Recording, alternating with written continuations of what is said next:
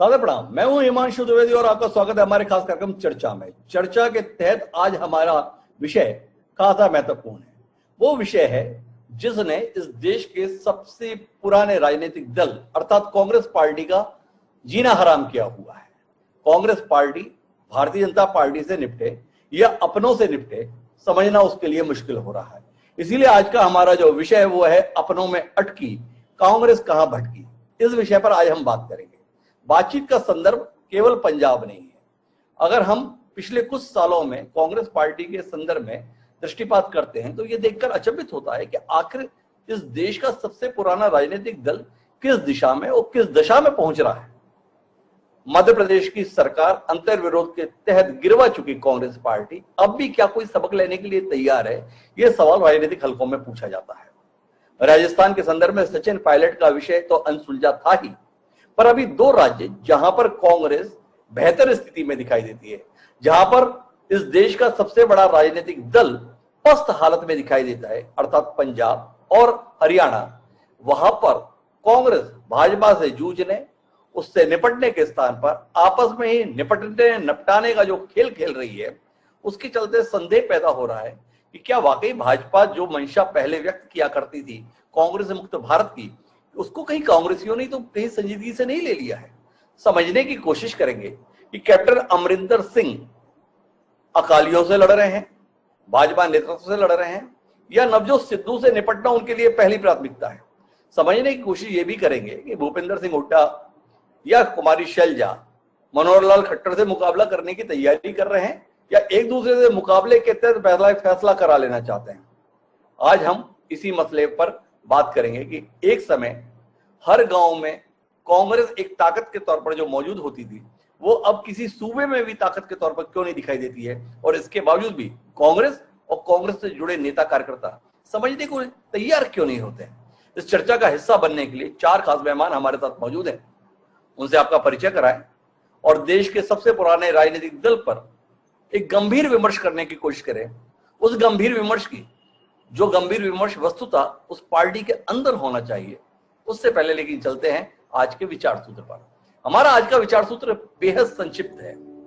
पुराने नीति कथाकार उनने किया कहा कि मित्रों के झगड़े शत्रुओं के सुअवसर होते हैं। राजनीति में यह विचार एकदम प्रभावी है और राजनीति के अंदर हम देखते हैं कि अनेक बार राजनीतिज्ञ या राजनीतिक पार्टियां अपनी प्रतिद्वंदी पार्टी या प्रतिद्वंदी राजनेताओं से कहीं अधिक अपनों के द्वारा निपटाए जाते हैं।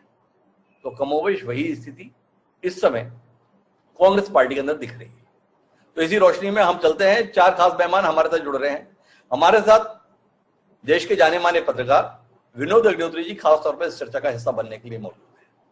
हमारे साथ रामविलास शर्मा जी हैं, जो भारतीय जनता पार्टी के उत्तर भारत इलाके में पिछले 4 दशक से गंभीर पहचान है। हरियाणा से ताल्लुक रखते हैं लेकिन कार्यक्षेत्र काफी व्यापक उनका रहा है। हमारे साथ शमशेर सिंह गोगी जी हैं। कांग्रेस हरियाणा में जिस परिस्थितियों की शिकार है उसमें शमशेर सिंह गोगी जी संगठन के साथ खड़े दिखाई देते हैं। समझने की कोशिश करेंगे कि आखिर उनकी पार्टी जा कैसे और रही है। इसलिए बातचीत की शुरुआत शमशेर सिंह गोगी जी से ही करते हैं और उनसे समझने की कोशिश करते हैं कि आखिर आपकी पार्टी को सड़क पर तमाशा करने की नौबत क्यों आ रही है।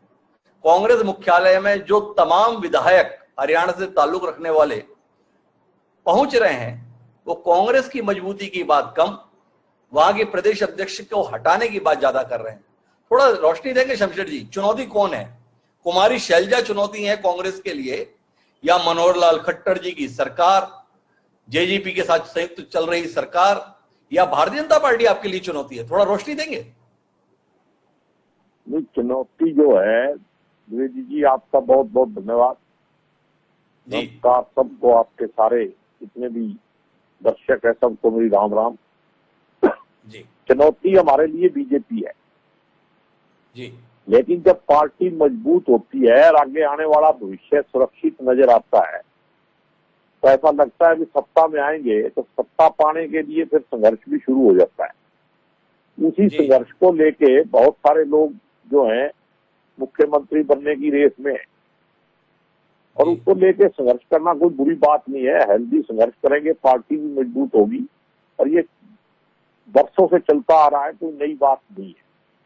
लेकिन जो आप कह रहे हो कि बीजेपी तो अभी हरियाणा में आपको पता है वो सड़कों पे नहीं है, सड़कों पे तो जनता है जी। बीजेपी के खिलाफ हमारी लड़ाई जो है वो आने वाले टाइम में और ज्यादा मुखर होगी। पार्टी के सारे कार्यक्रम जो है वो एकदम पूरे ठीक तरीके से चल रहे हैं। कल भी पेट्रोल डीजल की महंगाई को लेके हमारा कार्यक्रम है, आपको सारी जगह पूरे हरियाणा में नजर आएगा, ब्लॉक स्तर पे हम सब जगह करेंगे। दूसरी बात यह है कि जो लोग दिल्ली में घूम रहे हैं तो अपने लीडरों से मिलना, क्योंकि संगठन बनने जा रहा है तो उसके अंदर अपनी अपनी जगह पाने के लिए सब लोग भाग रहे हैं, तो कोई बुरी बात नहीं है, सबको जाना चाहिए, मिलना चाहिए।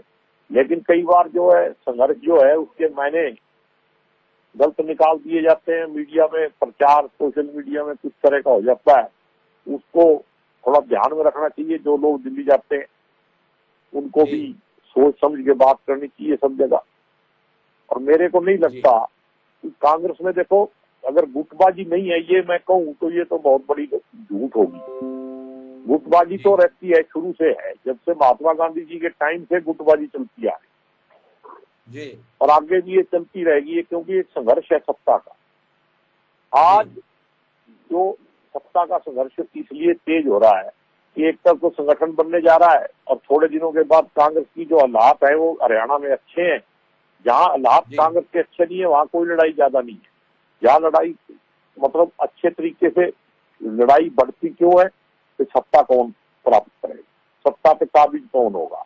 तो ये पार्टी के अंदर अगर इस तरह की लड़ाई है तो कोई बुरी बात नहीं है, सब अच्छे के लिए हो रहा है। मैं बीच में रोकना चाहता हूं आपको, आपकी दलीलें कुछ कुछ तो बड़ी ईमानदारी के साथ आ रही हैं। गुटता को आपने बड़े सहजता से स्वीकार किया कि हमारा तो इतिहास ही है, महात्मा गांधी के समय से है। लेकिन अभी सत्ता आपके पास आ कहां से रही है? हरियाणा में चुनाव हुए अभी तो 1 साल भी नहीं हुआ है, 4 साल का समय बाकी है और माननीय भूपेंद्र सिंह हुड्डा जी के नेतृत्व में 21-22 विधायक दम ठोके पड़े हैं शैलजा कुमारी को पद से हटाने के लिए। उन शैलजा जी को जो 10 साल बाद कांग्रेस का संगठन बनाने की कोशिश कर रही हैं, ये कोशिश भी आपकी पार्टी के चुने हुए विधायकों को रास नहीं आ रही। थोड़ा दृष्टि देंगे, क्या साबित करना चाह रहे हैं? एक और विभाजन की ओर तो आगे नहीं बढ़ रही आपकी पार्टी। आपको मैं आपको कह दूं कि कांग्रेस में विभाजन नहीं होगा। हरियाणा में किसी को ये भ्रम पालने की जरूरत नहीं है। किसी नेता में इतना दम नहीं है कि वो कांग्रेस से अलग हट के अपनी मतलब दुकान चला सके। और रही बात कुमारी शैलजा की, वो एक साफ छवि की इतनी बड़ी नेता है, अगर वो संगठन को नहीं चला सकी तो फिर संगठन चलाएगा कौन? पिछले अब 1.5 साल इलेक्शन को हो गया, कुमारी शैलजा को 1 महीना मिला था, पहले 1 महीना पहले अध्यक्ष बनी थी, 31 सीटें आई। ऐसी बात नहीं है, थोड़ा इलेक्शन से पहले अगर तब्दीली आती तो यहाँ पहले भी सरकार बननी थी। बीजेपी की भी गठबंधन सरकार है, यहाँ जनता ने उनको भी बहुमत नहीं दिया है। अभी जो तो मैं एक सवाल और करता हूँ आपसे, शैलजा जी की तारीफ में आप इतनी सारी बातें कर रहे हैं, दलित समुदाय से ताल्लुक रखती हैं, बड़ी मेहनत उन्होंने की थी, 1 महीने पहले आई थी तो भी 31 सीटें पार्टी की आ गई। ऐसी मेहनती, ऐसी समर्पित, दलित समुदाय से ताल्लुक रखने वाली कुमारी शैलजा के साथ में आपकी पार्टी ने व्यवहार क्या किया? राज्यसभा के संदर्भ में फैसला करने की बात आई, प्रदेश अध्यक्ष को खारिज करके भूपेंद्र हुड्डा जी के बेटे दीपेंद्र हुड्डा को राज्यसभा में भेज दिया। किस कार्यकर्ता का, किस नेता का सम्मान किया आपकी पार्टी ने? सवाल लोगों के जहन में है। क्या कहेंगे गोगी जी, सही फैसला था पार्टी का? आपकी बात सही है, लेकिन हाई कमांड ने फैसला क्यों किया? मेरा लेवल इस मामले में बहुत छोटा है। अगर मैं उनके फैसले को चैलेंज करूं, जो भी फैसला किया वो अच्छे के लिए किया होगा। लेकिन इससे कोई एमपी बनता है, एमएलए बनता है, नहीं बनता है, कुमारी शैलजा इससे बड़े बड़े पदों पे रह चुकी है, उससे कोई फर्क नहीं पड़ता। और अगर पार्टी ने फैसला किया कि दीपेंद्र की जरूरत है तो वो भी पार्टी का ही आदमी है। जो विधायक दिल्ली में गए, जो हुड्डा साहब के साथ गए, वो है तो सब कांग्रेस में ही ना। कांग्रेस से बाहर, जिस दिन कांग्रेस से बाहर जाएंगे फिर पता चलेगा भी विरोधी कौन है। मैं कहता हूँ विदिन कांग्रेस जो संघर्ष है उसको मैं बुरा नहीं मानता। तो गोगी जी बुरा नहीं मान रहे हैं, शैलजा जी के साथ जो हुआ उसे भी ठीक नहीं मान रहे हैं, हाईकमान का फैसला, उस पर सवाल उठाने के लिए अपने आप को सुपात्र नहीं मान रहा है। लेकिन रामविलास शर्मा जी के साथ में ये दिक्कत नहीं है, और रामविलास जी से इसलिए इस बात पर खड़ी खड़ी बातों की उम्मीद कर सकते हैं। रामविलास जी, हो क्या रहा है? इस देश की सबसे बड़ी राजनीतिक पार्टी जो रही, सबसे पुरानी जो राजनीतिक पार्टी रही, उसका पंजाब और हरियाणा के संदर्भ में जो कुछ दृश्य दिख रहा है, आपकी फटेहाल स्थिति होते हुए भी इसके संदर्भ में थोड़ी दृष्टि मिले। कितना संतुलन मरहम लग रहा है आपकी हालत पे कांग्रेस के फजीयत से? हिमांशु जी, आप इतने गजब की खोजी पत्रकारिता आप कर रहे हैं, वर्षों से मैं देख रहा हूं। विनोद अग्निहोत्री जी बहुत गंभीर पत्रकार हैं। अभी गोगी जी ने आपके सवालों का, जी, वो खुद गोगी जी का मैं बहुत आदर करता हूं, पुराने आदमी हैं, पर वो ये नहीं बता पाए कि वो शैलजा के समर्थक हैं या भूपेंद्र हुड्डा जी के समर्थक हैं। कांग्रेस में हिमांशु जी लीडरशिप का वैक्यूम जी, और सामना पड़ गया भारतीय जनता पार्टी जैसे तपस्वी नेताओं से। डॉक्टर श्यामा प्रसाद मुखर्जी पंडित जवाहरलाल नेहरू के मंत्रिमंडल में उद्योग मंत्री, कश्मीर के लिए कुर्बान हो गए। 23 जून उनका बलिदान दिवस मनाया। उसके बाद अटल बिहारी वाजपेयी, लाल कृष्ण आडवाणी, तपे हुए नेता। हम 40 साल नारा लगाते रहे, अब की बारी अटल बिहारी। कांग्रेस में ये गोगी जी ने अच्छा स्वीकार किया। अब पंजाब में नवजोत सिद्धू हमारे यहाँ से गए हुए, और वो कप्तान अमरिंदर बेचारा बिटवीन द लाइंस बोलना पड़ रहा है कि मैं जोतू को।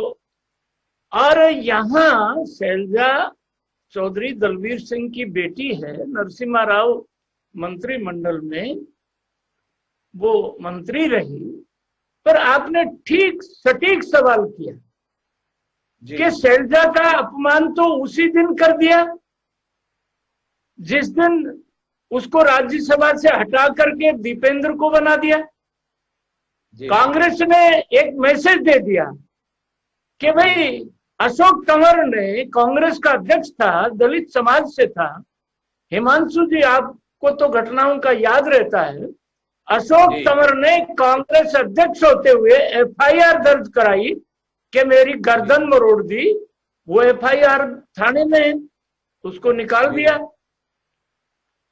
कांग्रेस में नेता नहीं है, कोई नीति नहीं है, और उसका सामना पड़ गया भारतीय जनता पार्टी जैसी विचारधारा के ऊपर, कुर्बानियों के ऊपर खड़ी हुई पार्टी, अटल अडवाणी से सींची हुई पार्टी।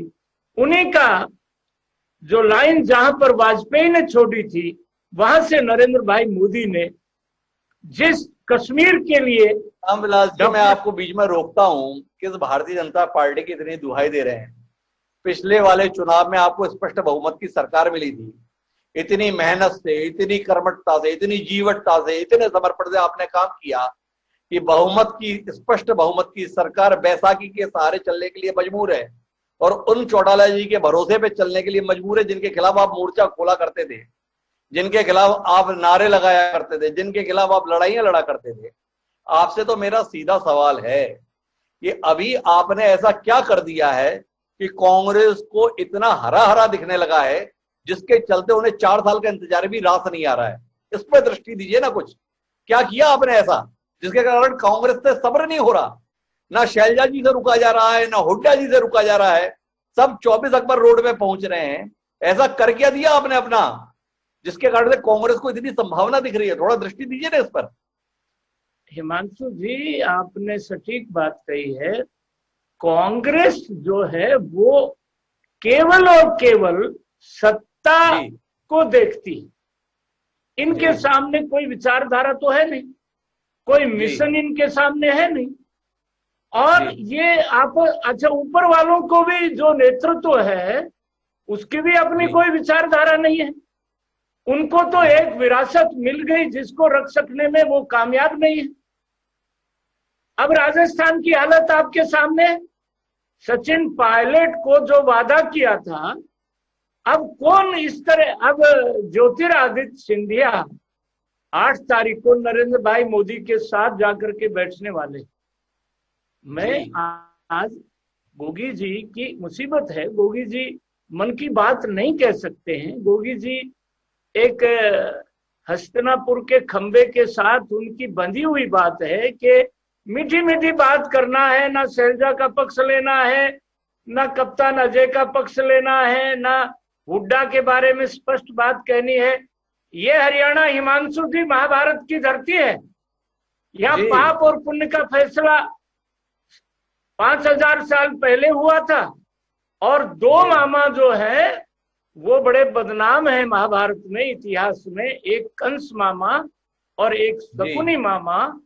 और यहाँ भी इटली वाले भाणजों को लेकर के काफी विवाद है। मैं कोई भविष्य वक्ता नहीं हूँ, तो रामविलास जी सारी टिप्पणी कांग्रेस पे करना चाहते हैं। गोगी जी में फिर भी साहस था कि अपनी पार्टी पर कुछ टिप्पणियां उन्होंने ईमानदारी से कर ली, पर रामविलास जी अपनी पार्टी की हालत पर कोई टिप्पणी नहीं करना चाहते। ये हमारे साथ में कैप्टन अजय यादव जुड़े हैं, अपनी खरी खरी कहने के लिए कांग्रेस में ही नहीं पूरे प्रदेश में जाने जाते हैं। उनसे समझने की कोशिश करते हैं कि आखिर उनके पुराने नेता, जिनके साथ में सम्माननीय अजय यादव जी मंत्री हुआ करते थे, भूपेंद्र सिंह हुड्डा जी, अचानक इतने तेवर में क्यों हैं? क्या ऐसा हो गया जिसके कारण से अकबर रोड पर कांग्रेस के विधायकों की ऐसी दौड़ हमें देखने को मिल रही है? कुछ दृष्टि देगा अजय यादव जी, क्या हो गया आपकी पार्टी को? देखिए, हमारी पार्टी में लोकतंत्र है, अपनी बात कहने का अधिकार है। रामविलास शर्मा जी जो हैं, अभी इतिहास की बात कर रहे थे, तो ये आरएसएस से जुड़े हुए हैं। इनको मालूम है कि क्वीन विक्टोरिया को कौन सलूट मारता था, ठीक है ना जी। और जिस प्रकार की ये चौटाला के साथ ये लोग जो है, इन्होंने उसकी मंत्रिमंडल में भी रहे ये, और जिस प्रकार से बीजेपी वालों की पिटाई की थी इन लोगों ने, चौटाला साहब ने, ओम प्रकाश चौटाला जी ने, उसको शायद ये भूले नहीं होंगे। फरीदाबाद में इनके मंत्रियों को किस प्रकार पीटा था। तो मेरा ये कहना है कि जो है, और ये अडवाणी जी का क्या हाल है इसी तरह पूछ लीजिए। आज जो है क्या दुर्दशा की है नरेंद्र भाई मोदी जी ने उनकी। तो मेरा कहने का मकसद ये है कि छींटाकशी नहीं करनी चाहिए। देखो, हमारी पार्टी में लोकतंत्र, हर व्यक्ति को अपनी बात करने का अधिकार है। हमारे विधायक को अपनी बात कह रहे हैं तो उनको कहने का अधिकार है, उसमें इनको क्या दिक्कत है? हमारा पार्टी का इंटरनल मैटर है ये, उसमें क्या दिक्कत है? मैं अजय यादव जी बहुत माफी के साथ आपसे हस्तक्षेप करता हूँ। इंटरनल मैटर है, घर के अंदर सुलझ जाता। चौराहे पर हांडी क्यों फूट रही है? सार्वजनिक रूप से लोग बयान क्यों दे रहे हैं? शैलजा को हटाने की बात क्यों कह रहे हैं? किरण चौधरी जी को सार्वजनिक रूप से क्यों कहना पड़ रहा है कि मैं इन विधायकों के साथ नहीं हूं? सवाल है। पंजाब पर जाइए, सिद्धू बता रहे हैं कि जनता का अधिकार सुरक्षित नहीं रह रहा है, मैं उनके हक की लड़ाई लड़ रहा हूं। 4 साल पार्टी की सरकार रहने के बाद आपकी पार्टी का नेता खुलकर ये बयान दे रहा है। अमरिंदर सिंह बैठ के कर करके अपनी सरकार बचाने की कोशिश कर रहे हैं। कैप्टन अजय यादव से सीधा सवाल यह है कि आपकी पार्टी ने क्या तय कर लिया है? आपकी पार्टी के नेताओं ने तय कर लिया है पहले आपस में निपट लें, फिर भाजपा से निपटेंगे? ये आपसे सवाल है। और कहीं इस चक्कर में पार्टी तो नहीं निपट जाएगी पूरी तरह, यह आशंका है। कैप्टन अजय यादव बहुत मंझे हुए राजनीतिज्ञ हैं, बड़ी लंबी राजनीतिक विरासत रखते हैं। आपके पिताजी भी बहुत सम्मानीय नाम हरियाणा की राजनीति में रहा है, आप भी बहुत सम्मानीय नाम है, आपका बेटा बहुत बड़ी संभावना है, पर उस पार्टी की कोई संभावना नहीं दिख रही जिससे आप ताल्लुक रखते थे। इसलिए सवाल है, क्या कहेंगे कैप्टन अजय यादव जी? देखिए जी, ऐसा है कि कौन से नेता ने ये मांग करी है कि शैलजा को हटाया जाए? ये मतलब कि आपकी जो है, ये जो अखबारों में आने से क्या, लिखने से क्या शैलजा हट जाएगी क्या? ऐसा नहीं होता है। हमारी पार्टी में बकायदा एक प्रतिक्रिया है, उसमें हमारे प्रभारी हैं, उसके सामने अपनी कोई बात रख सकता है। अपने भूपेंद्र सिंह हुड्डा जी भी जो हैं, उनके पास आज विवेक बंसल जी गए थे, उनसे बातचीत करी है। और मैं ये मानता हूँ कि मेरा ये मानना है कि जो पार्टी के फोरम से बाहर बात करते हैं अनुशासनहीनता है, उसको मैं सीधे तौर पे मानता हूँ। और किसी ने इस प्रकार की बात आज तक ये नहीं कही है कि शैलजा जी को हटाया जाए। तो ये कल्पना की अगर कोई करे जाए कि शैलजा को हटाने की बात अखबारों में केवल सीमित है, ना तो भूपेंद्र सिंह हुड्डा जी ने ये बात कही है, ना किसी विधायक ने कही है। तो मेरा कहने का मतलब ये है कि इनके यहाँ जो है आप विज साहब की हालत देख लीजिए, क्या हालत है इनकी। ये विज जो इनके गृह मंत्री हैं उनकी चलती नहीं है, वो कहते हैं मेरे महकमे में मेरी चलती नहीं है। तो जितनी भी राष्ट्रीय पार्टियां हैं उसमें जो है मतभेद स्वाभाविक है, और उसमें अपनी बात कहने का हर व्यक्ति को अधिकार है जी। और ये जो पंजाब में हो रहा है उसमें तो खुल के कहा जा रहा है ना कैप्टन अमरिंदर सिंह के संदर्भ में, क्या कहेंगे कैप्टन अजय यादव जी? इसमें जो दलील आप दे रहे हैं, अच्छी भली पंजाब में आपकी पार्टी की सरकार, भाजपा की किसान आंदोलन के चलते हालत ये हो गई कि चुनाव लड़ना ही मुश्किल हो गया, और ऐसे में आपके लोग आपस में लड़ मर रहे हैं, उस पर भी आप यही बात कहेंगे? लोकतंत्र है, अपनी बात रखी जा रही है, बंद कमरे की बात है। क्या कैप्टन अजय यादव इन दलीलों के साथ अपनी पार्टी का बचाव करने की स्थिति में है?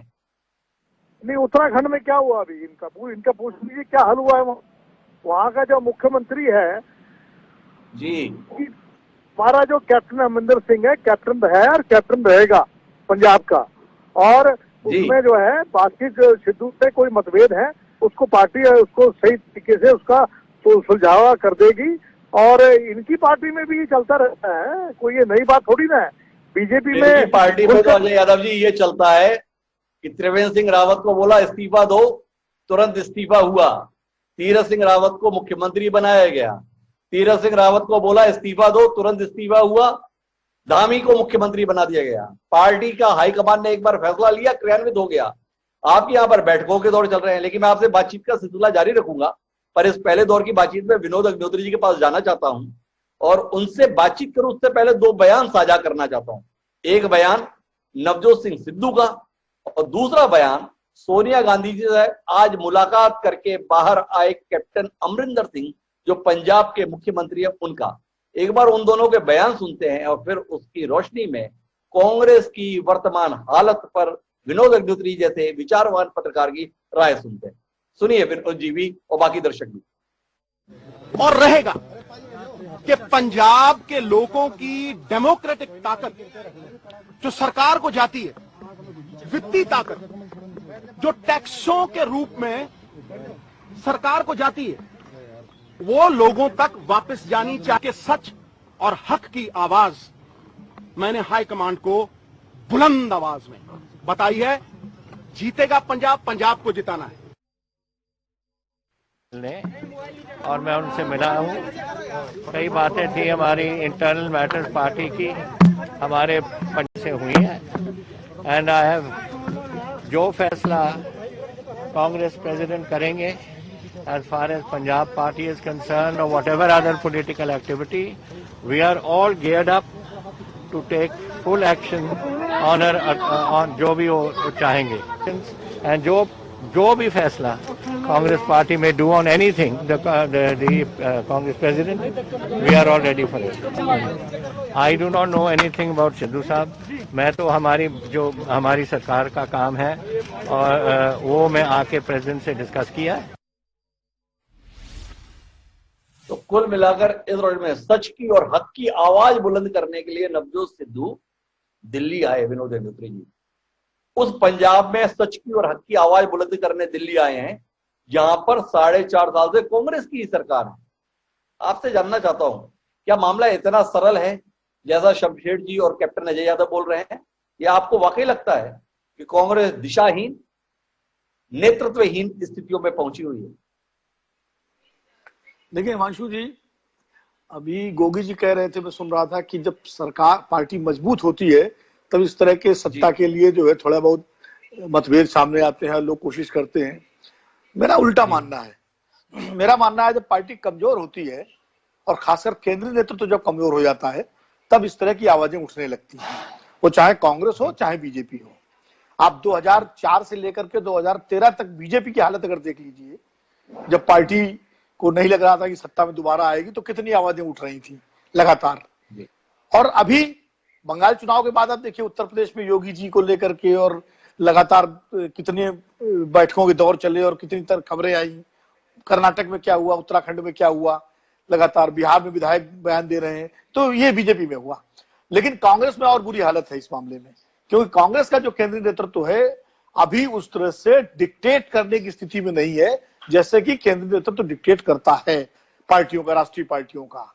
जैसे बीजेपी में नरेंद्र मोदी और अमित शाह का डिक्टेट चलता रहा है, जैसे इंदिरा गांधी, राजीव गांधी और एक जमाने में सोनिया गांधी का डिक्टेट चलता रहा है, वो स्थिति कांग्रेस के केंद्रीय नेतृत्व की अभी कमजोर है। पिछले कुछ वर्षों से लगातार जो पार्टी की चुनाव में जो विफलता मिली है, और जब ऐसी स्थिति होती है तो राज्यों के जो छत्रप हैं वो निश्चित रूप से अपनी अपनी आवाज बुलंद करते हैं।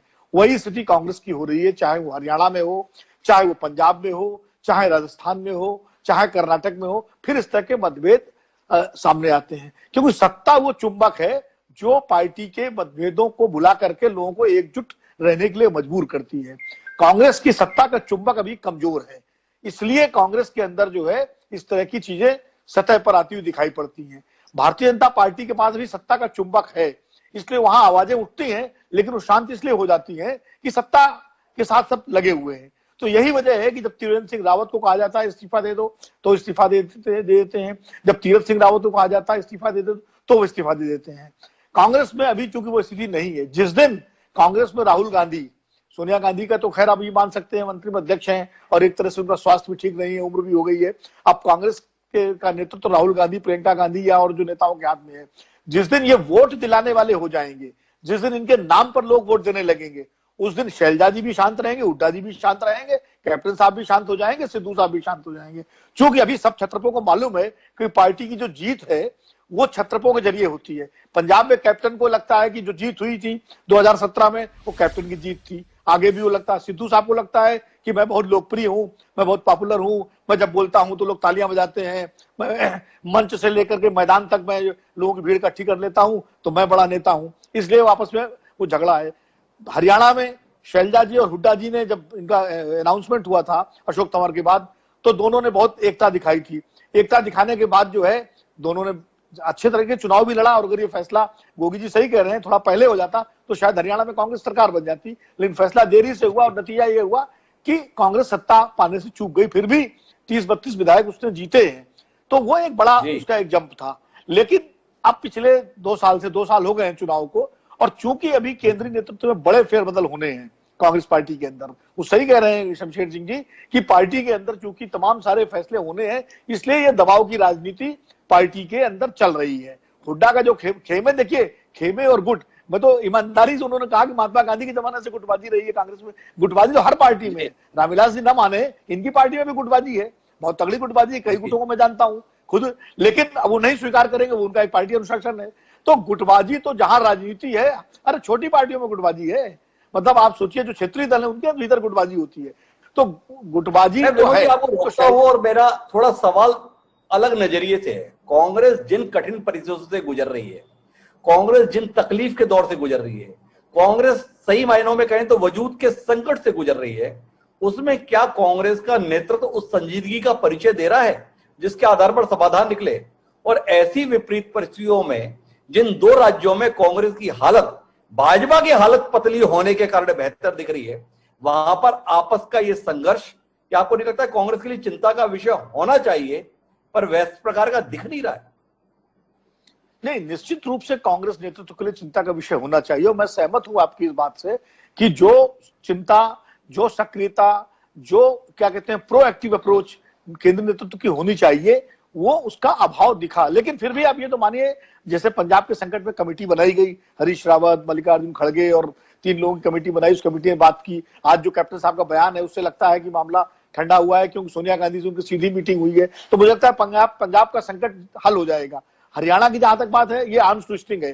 कैप्टन अजय यादव बैठे हुए हैं लाइन में, शमशेर सिंह, ये लोग बेहतर जानते हैं कि किस तरह से ये आर्म ट्विस्टिंग हरियाणा में पहले भी होती रही है, ये कोई नई बात नहीं है। और अभी हरियाणा में हुड्डा साहब का अलग खेमा है, शैलजा जी का अलग है, रणदीप सुरजेवाला का अलग खेमा है, तो तमाम सारे खेमे हैं। ये आर्म ट्विस्टिंग इसलिए हो रही है कि संगठन में जो फेरबदल होना है उसमें ज्यादा से ज्यादा शेयर अपने ग्रुप को मिले, गुट को मिले। ये आर्म ट्विस्टिंग राजस्थान का आपको मालूम ही है। तो मुझे लगता है कांग्रेस नेतृत्व को थोड़ा प्रोएक्टिव होकर के इन मसलों पर बात करनी चाहिए। और जिस तरह से पंजाब को लेकर के पिछले दिनों से लगातार लंबी बैठकों के दौर चले हैं, क्योंकि पंजाब का मसला बहुत ही पेचीदा रहा है हिमांशु जी। एक तरफ कैप्टन अमरिंदर सिंह जैसा ताकतवर, मजबूत, कद्दावर छत्रप पार्टी का नेता, दूसरी तरफ सिद्धू जैसा लोकप्रिय नेता, दोनों के बीच में जिस तरह अहम का और ईगो का टकराव हुआ है, उसको सुलटाना वो इंदिरा गांधी जैसा नेतृत्व होता तो एक बात में सुलझ जाता, क्योंकि वो फिर वो दिक्कत नहीं होती। लेकिन सोनिया गांधी और राहुल गांधी के नेतृत्व की दिक्कत यही है कि ये लोग चीजों को थोड़ा सा लंबा खींचते हैं, लंबा चलने। अब आप छोड़िए, जहां उत्तर प्रदेश में कुछ नहीं है, वहां प्रदेश अध्यक्ष के खिलाफ एफआईआर हो गई। अजय कुमार लल्लू के खिलाफ कांग्रेस के ही एक नेता सुनील राय ने एफआईआर करा दी, और कि ये सवर्ण विरोधी है। अब जिस स्टेट में, राज्य में कहीं कुछ नहीं है कांग्रेस का, विधानसभा चुनाव में पता नहीं कितनी सीटें आएंगी कि नहीं आएंगी। प्रियंका जी प्रभारी है जिसकी सीधे सीधे, वहां ये हाल है। वहां प्रदर्शन हो रहा है प्रदेश कार्यालय पर अजय कुमार लल्लू जो प्रदेश अध्यक्ष उनके खिलाफ, और जो प्रियंका गांधी के ओएसडी है संदीप सिंह के खिलाफ। अब बताइए अब इस पर भी अगर केंद्रीय नेतृत्व को हस्तक्षेप न करे, और जिन्होंने प्रदर्शन किया वो भी पार्टी में बैठे हुए हैं, और जिनके खिलाफ प्रदर्शन हुआ वो भी पार्टी में है, तो अब इसमें पार्टी में बैठे मिला के कांग्रेस की जग हसाई जिस तरीके से हो रही है उस पर सवाल है। ऐसे में कोई उम्मीद पूरे देश के कांग्रेस कार्यकर्ताओं के बीच में कैसे पैदा हो, इसका सवाल है। शमशेर सिंह गोगी जी बड़ी सहजता से ये कह दे रहे हैं कि इस प्रकार की गुटीता हमारे बीच में रही है, पर उस समय कांग्रेस का वजूद रहा है। कांग्रेस की 300 साढ़े 300 सीटें आया करती थी लोकसभा के अंतर्गत। देश के 3/4 से भी ज्यादा राज्यों में सरकार हुआ करती थी। अब नेता प्रतिपक्ष तक तो बना पाने की हैसियत रह नहीं जाती 2 लोकसभा चुनाव में पार्टी की, और वहां पर ये फजीयत, इसके कारण से सवाल है। वही आपसे जानना ये चाहता हूं कि आखिर आपका नेतृत्व क्या ये मानने लगा है कि शुतुरमुर्ग की तरह तूफान आने पर रेत में सर गड़ा दो तो तूफान गुजर जाएगा, या इस बात का इल्म है कि हालात वक्त गुजरने के साथ और मुश्किल ही होते जाने?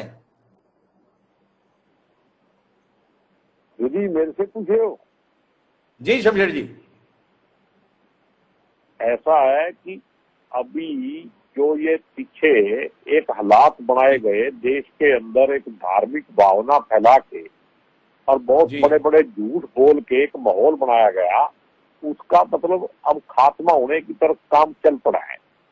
अब वो धर्म का नशा नहीं रहेगा, तो जब असलियत पे बात आएगी तो कांग्रेस ऑटोमेटिकली मजबूत होगी, ये मेरा मानना है। मैं मतलब सारी जिंदगी इस कांग्रेस में निकाली है जी। जो ये अभी शर्मा जी अब हमारे आदरणीय सीनियर नेता हैं, जिस तरह की ये बात कर रहे थे, देखो कितनी बड़ी बात थी कि घुमा के कार पे ले आके खड़ी कर दी। जो सबसे बड़े देश के साथ गद्दारी करने वाले लोग थे, वो अपने आप को आज के दिन मतलब सबसे बड़े भगत बता रहे देश के, और अभी भी देश भगत नहीं है, वो राष्ट्र भगत है। राष्ट्र तो इस देश में कई हो सकते हैं। ये बातें घुमाने का काम जो बीजेपी करती है, अब वो पोल खुल चुकी है। जब से ये किसान आंदोलन शुरू हुआ है उसके बाद ये नंगे हो गए। अब इनको रोकना, इनके पास कोई ऐसी ताकत नहीं है। ठीक है, लोकतंत्र में राजतंत्र को बना के ये जिस तरीके से आप यूज कर रहे हो उसका जवाब जनता देगी। लोकतंत्र को खत्म करना, संविधान को खत्म करना, जिस तरीके से ये देश के अंदर सारी इंस्टीट्यूशन खत्म कर दी, ये बातें धीरे धीरे अब लोगों को अभिलाष जी आपके पास में, आप निश्चित रहें। जी गोगी जी, आप अपनी बात पूछिए। अब ना तो धर्म का नशा चलेगा ना जात का नशा चलेगा, और जब ये दोनों नशे खत्म हो जाएंगे तो तब यहाँ की जनता फिर कांग्रेस को अपनाएगी, क्योंकि कांग्रेस ही इस देश का पर्यायवाची दूसरी पार्टी है। इस देश को कोई और पार्टी जो है वो इकट्ठा रखने में, डंडे से इकट्ठा रखना नहीं, प्यार से इकट्ठा रखने में कामयाब नहीं होगी। और कोई ये आपकी सारी उम्मीद यानी भाजपा की विफलता पर टिकी है। कांग्रेस अपनी तरह से कोई उम्मीद जगाने लायक नहीं रह गई। कांग्रेस का नेतृत्व अपने प्रयासों के माध्यम से कार्यकर्ताओं और जनता के बीच में कोई भरोसा बढ़ाने लायक नहीं रह गया। इस नजरिए पे, इस नतीजे पे पहुंच चुके हैं शमशेर सिंह गोगी जी। कांग्रेस का कार्यकर्ता जो है आज भी पूरी उम्मीद में है, पूरा संघर्षरत है। मैं कह रहा हूं कि जिस तरीके का माहौल बनाया गया, अगर मान लो आंधी आती है तो आंधी में दिखाई देना बंद हो जाता है। ऐसे मतलब लोगों का दिमाग जो था उसमें नागरिकता की जगह, भारतीय होने की जगह पे एक धार्मिक नशा बांट दिया गया, जातीय नशा बांट दिया गया। पूरे देश का देखो कैसा माहौल बना दिया गया। इस 7 साल में जितनी नफरत बढ़ी है, मैं 65 साल का हो गया, मैंने अपनी जिंदगी में नहीं देखी कि इतनी नफरत कभी हुई हो समाज के अंदर। ये सारी देन जो है बीजेपी की है, तो फिर बीजेपी को ये बात कही जाएगी ना। नफरत की राजनीति करने वाले लोग इस देश में, भारत में उनकी जगह नहीं है। टेम्परेरी तौर पे, बकावे के तौर पे वो आ सकते हैं, लेकिन यहाँ परमानेंट ठिकाना उनका नहीं बनेगा। यहाँ पे तो उन्हीं का ठिकाना बनेगा जो अपने आप को इस भारत में देशभगत समझेंगे। और एक मैं आपसे मुद्दा उठा रहा हूँ, भगत नहीं है, आप राष्ट्र भक्त हैं, ऐसा रामविलास जी कहना है। बहुत उत्साहित है भविष्य को लेकर शमशेर सिंह गोगी जी। उनका मानना है कि अब आपका खेल खत्म होने जा रहा है, आपका ठीकरा जो झूठ का था वो फूट गया है, और अब जो कुछ भी होना है कांग्रेस के लिए बेहतर होना है, और इसीलिए ये सब तमाशा चल रहा है। क्या कहेंगे रामविलास जी, स्वीकारते हैं कि आपका खेल खत्म होने जा रहा है, इसलिए कांग्रेस में बहुत कुछ बेहतर होना है? गोगी जी कुछ बातें बड़ी आपत्तिजनक उन्होंने बोली है। वो बहुत वरिष्ठ हैं, कांग्रेस के समर्पित सिपाही हैं, वो सदा सर्वदा कांग्रेस की विचार के साथ रहे हैं, परंतु मैं उनको बताना चाहता हूं 60 साल कांग्रेस ने हिंदुस्तान पर राज्य किया। भारतीय जनता पार्टी ने कभी इस तरह का तपस्वी नेता जम्मू कश्मीर से लेकर के आज तक, अग्निहोत्री जी ने बहुत गंभीर और सही विश्लेषण किया है कि कांग्रेस की दिल्ली में भी कोई लीडरशिप नहीं है और प्रांतों में भी इनकी कोई लीडरशिप नहीं है। कप्तान अमरिंदर सिंह ने 2017 के चुनाव में राहुल गांधी जी से हाथ जोड़ के दिल्ली में कहा था कि आप पंजाब को हम पर छोड़ दीजिए, आप वो पुराने सारे निकलवा के देख ले कार्यक्रम। जी, राहुल गांधी जी का कोई कार्यक्रम पंजाब में हुआ हो, कप्तान अमरिंदर पहले हाथ जोड़ गए थे। और दूसरी बात यह है, घर का मुखिया, घर में 4 लड़के हैं, कौन उनमें काम करने वाला है, कौन खेती कर सकता है, कौन बाजार जा सकता है, ये फैसला घर का मुखिया नहीं कर सके। उसके लिए 6 महीने तक हिलाडुली हो रही है। आज भारतीय जनता पार्टी जो इस मुकाम पर पहुंची है, ये लोगों के आशीर्वाद से पहुंची है, अपने राष्ट्रवाद की विचारधारा पर पहुंची है, वाजपेयी, आडवाणी, नरेंद्र मोदी की तपस्या के आधार पर बैठी है। हम एक विचार, ये कांग्रेस में इधर उधर से ला करके भानुमति का कुनबा है। अब नवजोत सिद्धू हमारे वाह वाह वाह, क्या रामविलास जी दलीलें हैं। कौन आपके पास में है? आपने कितने लोगों को बिठा के रखा हुआ है? ये स्वामी प्रसाद मौर्य कहां से आए हुए हैं? ये ज्योतिरादित्य सिंधिया को आप कहां से लेकर आए हुए हैं? ये चौधरी वीरेंद्र सिंह जी को सिर पर आप कहां से बिठाए हुए हैं? ये सारी जो टोकरी में आपके आम दिखाई दे रहे हैं, ये कहां से आए हुए हैं? थोड़ा इस पर भी रोशनी मिल जाए। आपने इतनी आसानी से कांग्रेस के संदर्भ में टिप्पणी कर दी। ये सारे जो इस जल से जिनका गुण कर्म मिलता है, वो हमारे पास इस गंगा में सब शामिल हो गए। कप्तान अजय सिंह बैठे हैं, इनके पूज्य पिता राव अभय सिंह जनसंघ के हरियाणा के स्टेट के वाइस प्रेसिडेंट थे, हमने उनके नेतृत्व में काम किया है। तो ये तो हिमांशु जी, बीजेपी तो राजनीतिक गंगा है, इसमें विचारधारा से प्रभावित होकर के लोग आए हैं, आगे भी आएंगे।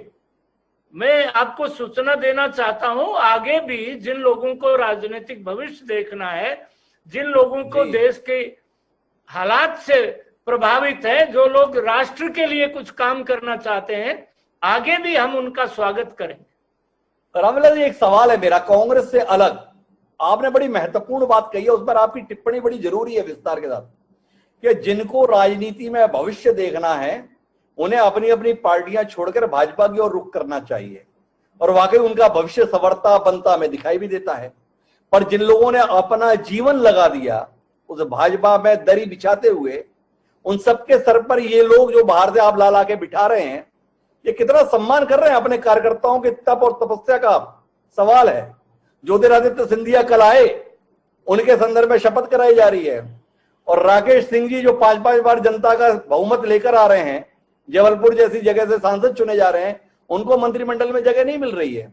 सवाल है आपसे। हिमांशु जी, आपने सही फरमाया।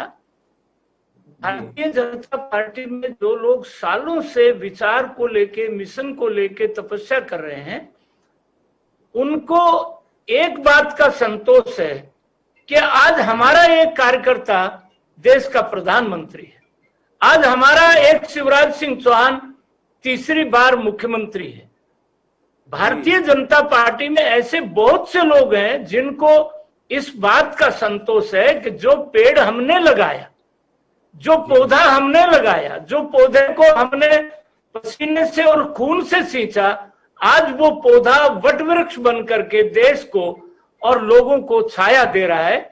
ऐसे जो तपस्वी लोग हैं उनके लिए ये संतोष है। तो कुल मिलाकर रामविलास जी इसी संतोष के साथ में है। शपथ के संदर्भ में जो कांग्रेस या अन्य पार्टियों से आए हुए उनके लिए कालीन बिछाए जा रहे हैं।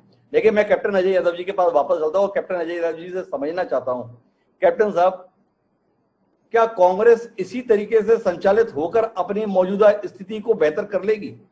आप जैसा अनुभवी राजनीतिक इस नतीजे पर ठीक दिशा में चल रहे हैं, ठीक तरीके से संवाद कर रहे हैं, ठीक तरीके से माहौल बना रहे हैं, सहमत हैं आप?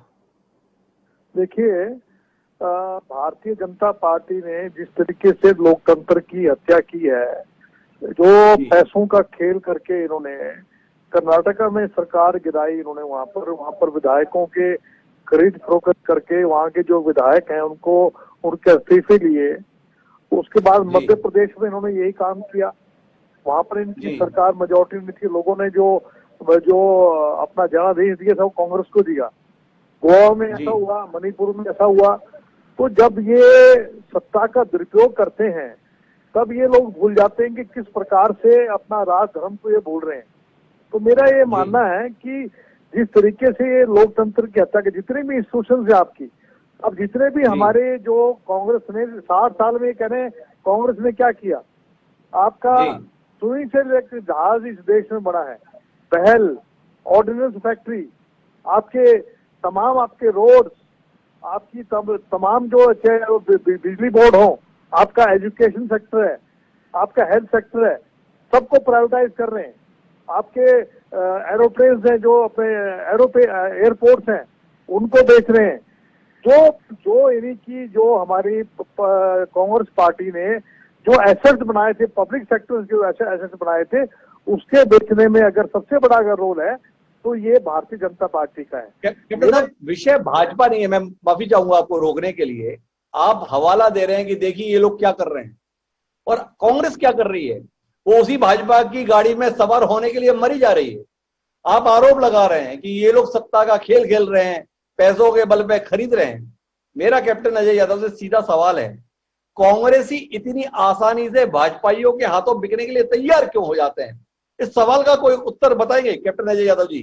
वो पार्टी जिसका इस देश की आजादी में योगदान था, वो पार्टी जिसके पास एक विचार था, वो पार्टी जिसके पास एक संस्कार था, वो पार्टी जिसके पास महात्मा गांधी और जवाहरलाल नेहरू जैसी धरोहर थी, उस पार्टी का कार्यकर्ता या नेता इतनी आसानी से अपना दल बदलने के लिए तत्पर क्यों हो जा रहा है?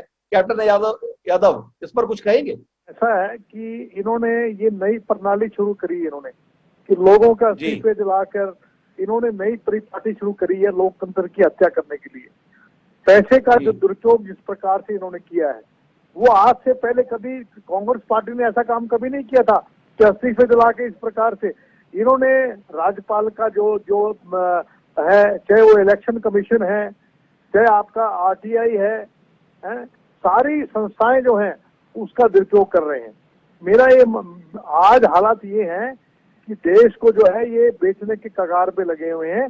और जो आप कह रहे हैं ना कि सरकारें टूटी हैं, वो सरकारें जो हैं इन्होंने जो तोड़ी हैं, जो लोग सत्ता के भूखे हैं, जिन लोगों को केवल सत्ता चाहिए, उन लोगों के काम है।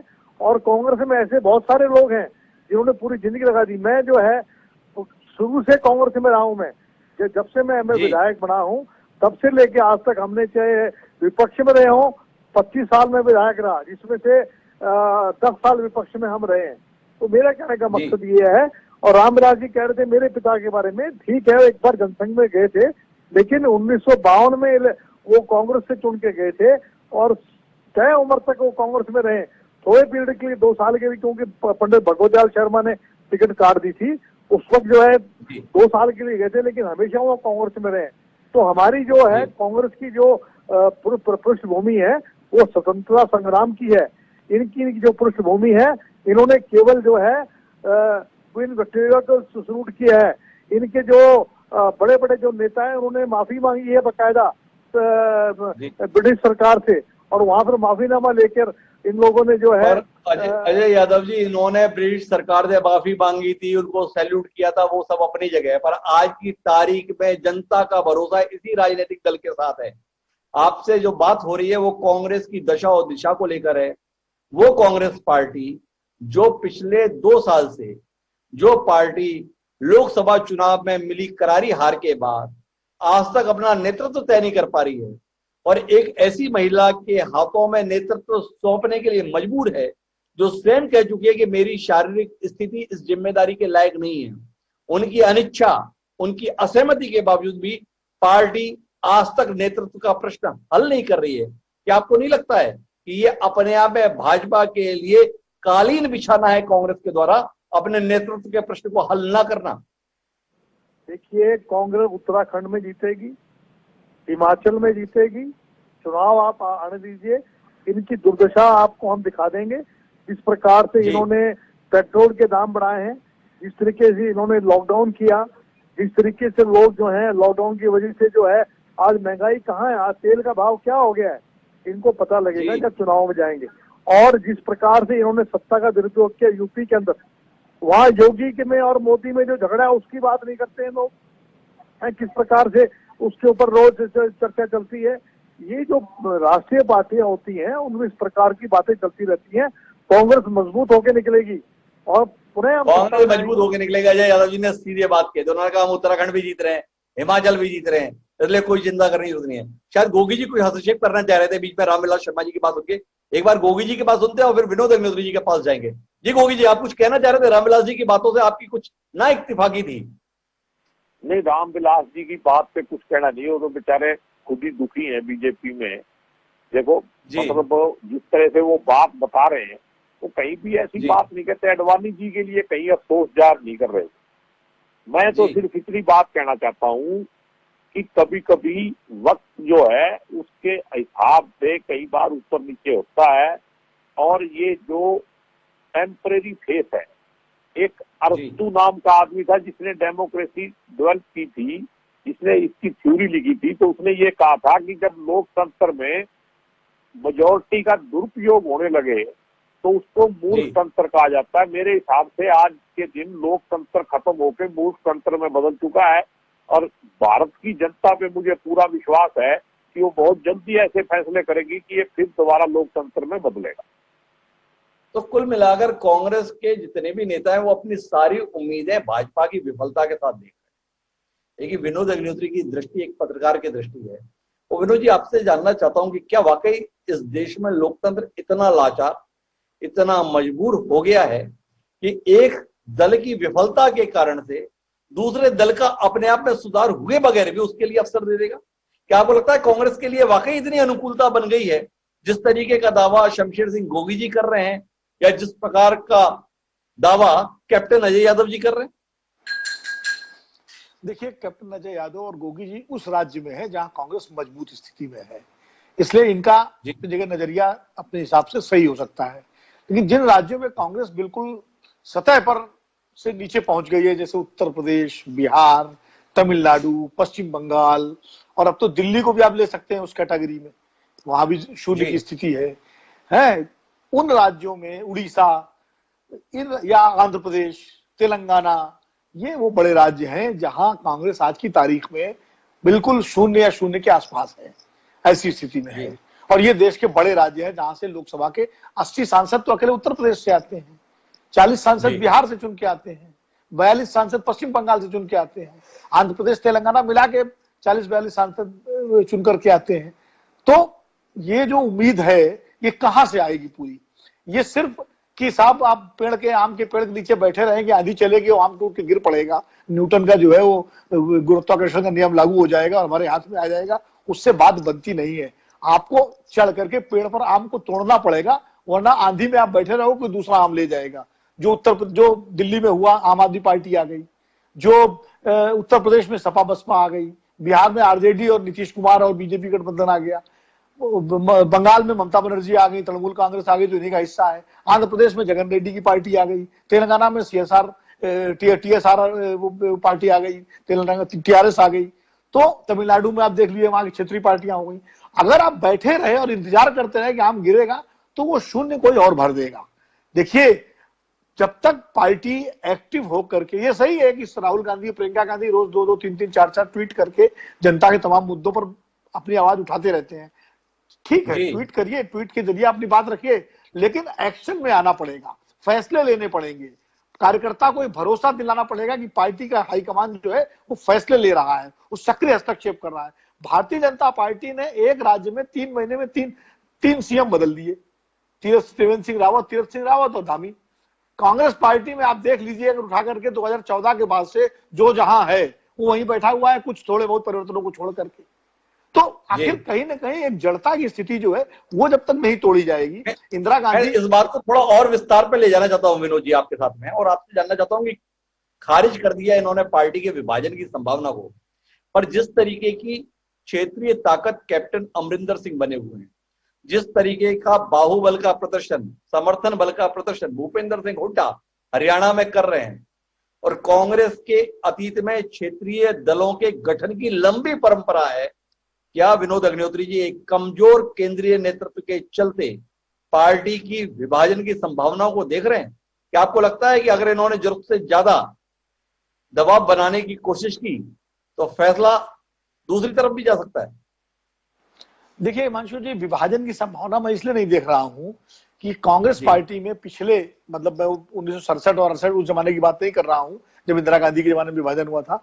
सबसे बड़ा विभाजन कांग्रेस तिवारी जी ने किया था, अर्जुन सिंह और नरेंद्र तिवारी ने, जो कांग्रेस के बड़े कद्दावर नेता थे, जिनके नाम से कांग्रेस मध्य प्रदेश, उत्तर प्रदेश, उत्तर भारत में जानी जाती थी। वीरेंद्र सिंह भी उसमें शामिल हो गए थे हरियाणा से, और लगभग आधी कांग्रेस उधर टूट के चली गई थी। लेकिन जब, और नरसिम्हा राव कोई बहुत बड़े लोकप्रिय मास लीडर नहीं थे, वो इंदिरा गांधी या राजीव गांधी नहीं थे, वो जवाहरलाल नेहरू नहीं थे। लेकिन जब 1996 के चुनाव के नतीजे आए तो तिवारी कांग्रेस बिल्कुल साफ हो गई, और उस तमाम हालत के बावजूद नरसिम्हा राव के नेतृत्व में कांग्रेस 140 सीटें जीत करके लाई थी। तो मैं माफी के साथ आपको रोकूंगा विनोद जी, आप जो संदर्भ दे रहे हैं वो राष्ट्रीय परिप्रेक्ष्य में दे रहे हैं। तिवारी कांग्रेस ही उसका पहला उदाहरण नहीं है। 1977 की हार के बाद भी कांग्रेस का विभाजन हुआ, जब इंदिरा गांधी आई थी तो सिंडिकेट के तौर पर भी विभाजन हुआ। मैं आपसे संवाद कर रहा हूं क्षेत्रीय स्तर पर, राज्य स्तर पर विभाजन के संदर्भ में। शरद पवार अलग पार्टी बनाते हैं, एक सक्सेसफुल राजनीतिज्ञ के तौर पर हमें दिखाई देते हैं। हम चौधरी चरण सिंह के द्वारा किए गए विभाजन को देखते हैं, एक सक्सेसफुल राजनीतिज्ञ के तौर पर देखते हैं। वर्तमान संदर्भों में भी अगर आप बात करना चाहें तो जगन रेड्डी का उदाहरण आपके सामने है। मेरा सवाल आपसे कैप्टन अमरिंदर सिंह की पंजाब में संभावित बगावत, हरियाणा में संभावित बगावत को लेकर है। टीम दीपेंद्र के रूप में एक पूरा संगठन बनाया जा रहा है। कैप्टन अमरिंदर सिंह मांग कर रहे हैं एक हिंदू प्रदेश अध्यक्ष हो, सामान्य बात नहीं है। सिद्धू को मिलेगा क्या, सवाल इस बात का है। अमरिंदर सिंह सीधे मांग कर रहे हैं अध्यक्ष पार्टी का हिंदू समुदाय से होना चाहिए। विनोद अग्निहोत्री जी क्या समझ पा रहे हैं, क्या देख पा रहे हैं कि वाकई हालात इतने सरल तो नहीं है जितना शमशेर सिंह जी या कैप्टन अजय यादव बता रहे हैं? नहीं, कैप्टन अजय यादव और शमशेर सिंह तो पार्टी के अनुशासित सिपाही हैं। वो अपनी पार्टी के बारे में, जैसे रामविलास जी भाजपा के अनुशासित सिपाही हैं, तो पार्टी अनुशासन के भीतर रहकर ही बात करेंगे। लेकिन मैं एक बात बता दूं आपको, कैप्टन अमरिंदर सिंह और भूपेंद्र सिंह हुड्डा दोनों बड़े घाघ नेता हैं, और वो इस बात को जानते हैं कि देखिए उनकी जीत में उनकी अपनी लीडरशिप का महत्व तो है, लेकिन कांग्रेस का अपना एक वोट बैंक भी है। कांग्रेस का अपना वो जनाधार है जो हुड्डा जी का जनाधार नहीं है, जो कैप्टन अमरिंदर सिंह का जनाधार नहीं है। वो जनाधार जब जुड़ता है व्यक्तिगत नेता के साथ पंजाब और हरियाणा में, तब जीत होती है। अगर आज कैप्टन अमरिंदर सिंह अलग हो जाते हैं तो जाहिर है कांग्रेस भी निपट जाएगी और कैप्टन साहब भी निपट जाएंगे। हुड्डा जी अगर अलग होते हैं तो हुड्डा जी भी निपट जाएंगे और कैप्टन और कांग्रेस भी निपट जाएगी। ये स्थिति ना हुड्डा जी लाना चाहेंगे ना कैप्टन साहब लाना चाहेंगे। दोनों राजनेता हैं, वो दबाव बना करके ज्यादा से ज्यादा पार्टी संगठन और पार्टी पर अपना अधिकार और अपना नियंत्रण चाहेंगे, तो ताकि आगे के लिए आसान लगता है कि इन दोनों नेताओं की इतनी हैसियत नहीं है कि ये अपनी दम पर कोई चमत्कार कर दें, इसलिए ये ब्लैकमेल करने की कोशिश तो कर सकते हैं। अगर हम सहज भाषा में कहें या राजनीतिक भाषा में कहें तो दबाव की राजनीति कर रहे हैं, पर इससे ज्यादा हिम्मत करेंगे इसकी उम्मीद नहीं। शमशेर जी इस पर कुछ हस्तक्षेप करना चाह रहे हैं, गोगी जी की बात सुनते हैं और आखिरी बातचीत फिर रामविलास शर्मा जी की सुनेंगे। जी गोगी जी। ज्योति जी, मैं तो आपको एक विश्वास दिलाना चाहता हूं कि हरियाणा में और पंजाब में कहीं विभाजन नहीं होने जा रहा है, और हरियाणा में तुम्हारी शैलजा ही प्रदेश अध्यक्ष रहेंगी, अंदर की बातें भी चलती रहेंगी। इसी संघर्ष में पार्टी मजबूत होगी, और शैलजा जी के नेतृत्व में जो एक साफ छवि की और मजबूत सुलझी हुई नेता है, उसके नेतृत्व में अगला इलेक्शन होगा और हरियाणा में कांग्रेस सरकार बनाएगी, ये मैं आपको विश्वास दिलाता हूँ आपके दर्शकों को। गोगी जी ने तो कुल मिला के कुमारी शैलजा का भविष्य बता दिया है, दावा कर दिया है। लेकिन रामविलास शर्मा जी को भी कुछ कहना था। तो रामविलास शर्मा जी जो भारतीय राजनीति के वरिष्ठतम राजनीतिज्ञों में शुमार हैं, इस कार्यक्रम की आखिरी बात रामविलास शर्मा जी के माध्यम से। हिमांशु जी, मैं एक बात, क्योंकि सभी वरिष्ठ लोग हैं, कप्तान अजय सिंह, गोगी जी और अग्निहोत्री जी बहुत गंभीर टिप्पणी कर रहे हैं और सही टिप्पणी कर रहे हैं। देश की राजनीति में नेगेटिविज्म जो है हिमांशु जी, आप देख रहे हैं। भारतीय जनता पार्टी का विकास यात्रा में विचारधारा प्रमुख है, राष्ट्रवाद प्रमुख है, प्रजातंत्र के प्रति निष्ठा प्रमुख है, हमारी पंच निष्ठाएं प्रमुख है। पिछले 8 वर्ष से नरेंद्र भाई मोदी का नेतृत्व देश की गरीब जनता ने स्वीकार किया। दूसरी पारी वो कितनी मजबूती से चला रहे हैं। कोरोना में किस तरह से उन्होंने देश की रक्षा सुरक्षा, कभी ताली बजवाई, कभी थाली बजवाई। ये जो कांग्रेस से तो चिट्ठी पार्टी रह गई है। हुड्डा जी से लेके सोनिया जी तक चिट्ठी लिख रहे हैं। कभी कहते हैं वैक्सीन बनाया क्यों, फिर कहते हैं वैक्सीन बाहर भेजा क्यों, फिर कहते हैं फ्री वैक्सीन दो, फ्री वैक्सीन लगाते हैं। यानी कितना पलटी मार देश की जनता, कांग्रेस के लोग ये देखते हैं कि भाई सिर्फ हम जो कर रहे हैं वही देख रही है। परंतु इस देश का 135 करोड़ आदमी हिमांशु जी ये भी देख रहा है कि कांग्रेस नरेंद्र मोदी के विरोध में पागल हो गई है और ये भारत विरोध भी करने लग गए। आज भारत विरोध भी करने लगे हैं, ये नरेंद्र मोदी के विरोधी भी है। मेरा कार्यक्रम का समय समाप्त हो रहा है, लेकिन एक बात जो कांग्रेसियों को समझने की है वो रामविलास शर्मा की पैरवी से समझ सकती है।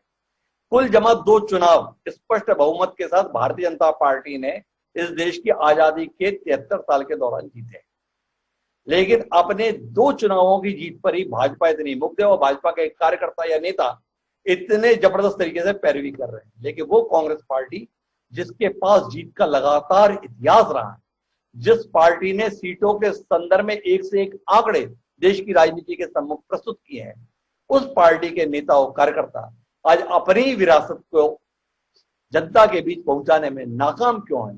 ये पार्टी के नेतृत्व के लिए विचार का विषय होना चाहिए, पार्टी के लिए चिंतन का विषय होना चाहिए, और सही कहें तो पार्टी के लिए चिंता का भी विषय होना चाहिए। चिंता का विषय इसलिए, इस देश में अगर लोकतंत्र की जड़ों को जिंदा बनाए रखना है तो उसके लिए जितना मजबूत सत्ता पक्ष चाहिए, उससे कहीं अधिक जरूरत लोग एक मजबूत विपक्ष की करते हैं।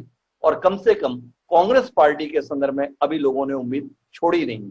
देखें कांग्रेस क्या इन उम्मीदों पे खरी उतरेगी। बहरहाल आप सभी मेहमानों का बहुत बहुत धन्यवाद। एक सार्थक बहस का, एक सार्थक चर्चा का हिस्सा बनने के लिए समय है अब आज के शेर का। हमारा आज का शेर कांग्रेस के मौजूदा हालातों को समर्पित ये कहता है कि गैरों से होती तो कब की जीत लेता, कि गैरों से होती तो कब की जीत लेता, पर जंग मेरी अपनों से है, कांटे होते तो कब का निकाल लेता, घुटन बातों की चुभन से है। कांग्रेस में इस समय परस्पर जो जूझने की स्थितियां हैं, इससे उभरने की जरूरत शायद कांग्रेस को ज्यादा है। कांग्रेस पहले अपनों से उबट ले, कांग्रेस पहले अपनों से निपट ले, तो उसके बाद शायद फिर भाजपा से जूझने या निपटने के संदर्भ में विचार करेगी। देखें कांग्रेस इस स्थिति से कब तक उभरती है। बहरहाल आज के इस कार्यक्रम में इतना ही, कल फिर मिलते हैं नए विषय के साथ। मुझे दीजिए इजाजत।